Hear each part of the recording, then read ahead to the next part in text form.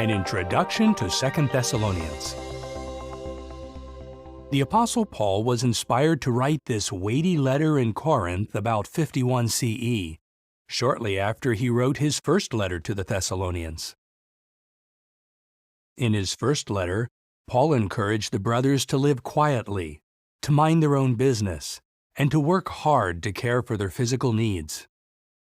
This counsel was still appropriate. Evidently, some were still meddling in the affairs of others and were reluctant to work to provide for their material needs.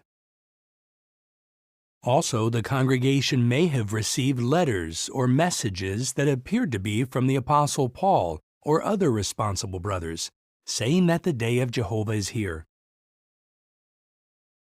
The second letter to the Thessalonians has 3 chapters. In chapter 1, Paul commends the brothers for their faith and endurance, and he explains that those suffering tribulation will get relief when the glorified Christ comes in kingdom power to destroy God's enemies. In chapter 2, Paul's letter explains that certain things must happen before Jehovah's day arrives.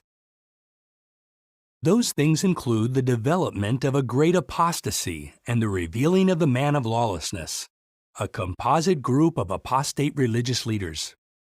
This symbolic man would exalt himself over the congregations. Did you know?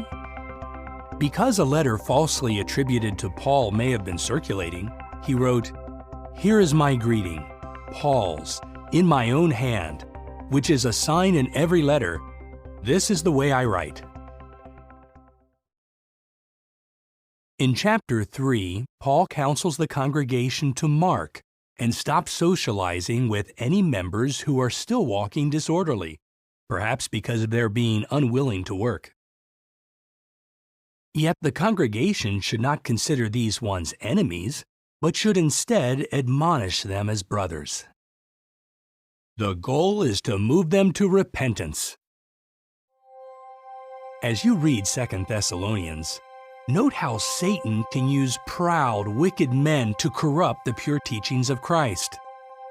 How we are wise to stop socializing with disorderly ones while admonishing them as brothers. And how we need to endure tribulation as we patiently await kingdom rule.